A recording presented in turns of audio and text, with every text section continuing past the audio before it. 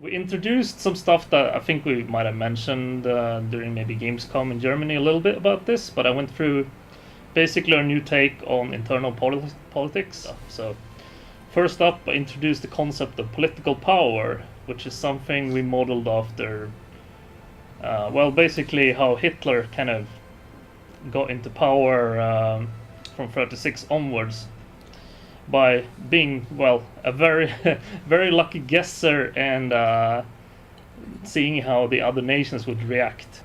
So what that political power does is it basically simulates how much power you as the leader have and how much direct control you can do, and it sort of slows you down a bit, so you can't just do whatever you want. You have to kind of convince people that you know what you're doing. Setting up a goal for the nation, that's a new thing called national goals, and fulfilling this goal, and that gives you more political power. You can kind of try and keep this rolling and get everything you need to do. Political power is also used for kind of setting up a cabinet.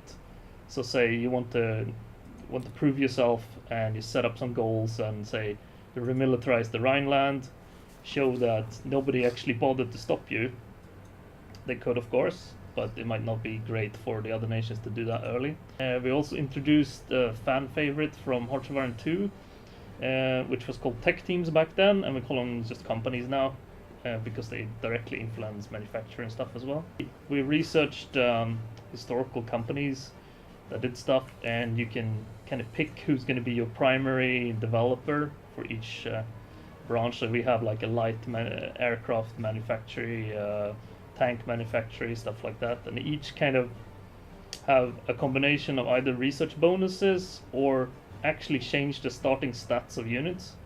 So I know it's something that people have seen as a criticism, is that the tech trees is the same for all the nations in the world, but actually when you go into and select different companies, it ends up being different. So say a heavy tank for Germany with the same year as for Japan would be different because you would have different companies developing it, and it would kind of nudge the stats in different directions.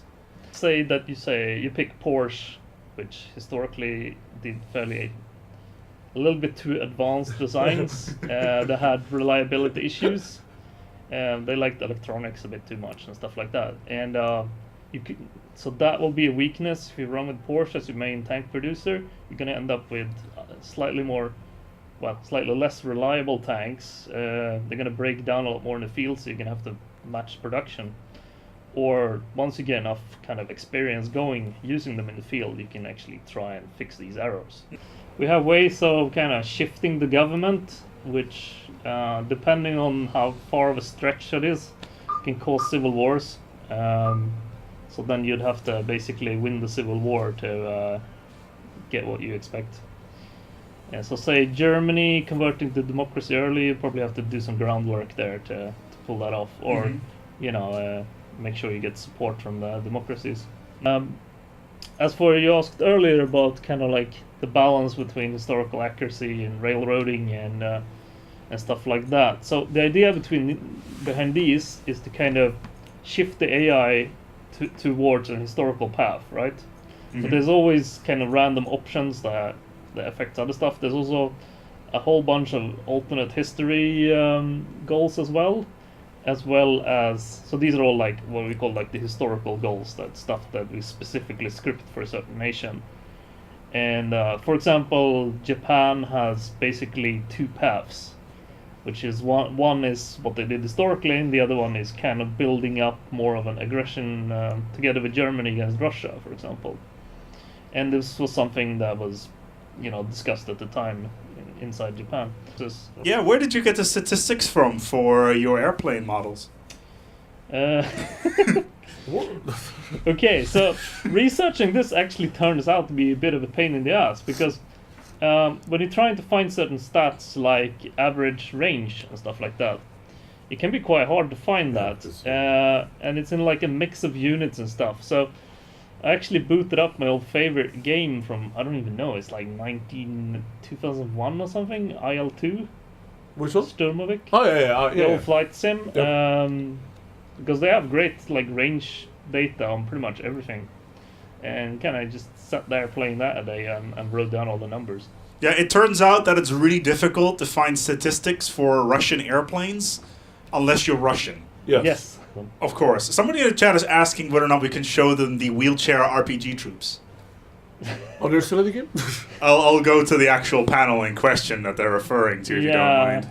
So if we go into the research panel, and specifically the land doctrine one, on the down on the left, on the mobile warfare one, there is this one right here called non-discriminatory conscription, which involve a man in a wheelchair carrying a Panzerfaust. Yeah, so they're not discriminating against who they're hiring to Very fire their progressive. Panzerfaust. Yeah, I agree. You know, sometimes you gotta be progressive about these sort of things. Yeah, so that little branch is like a special one, even on top of these laws, where you really want to kind of squeeze out more manpower if you're... Why was the reasoning behind 1936 and not the rise of the NSDAP in 1933? Because then you would have to make a game called basically Rise of the Nazi Party and only really focus on Germany to make it interesting. Either that or shift the whole game into kind of more of a Victoria-like game with lots of internal politics. I mean, when you make a game, you have to kind of focus on what the point of the game is, and the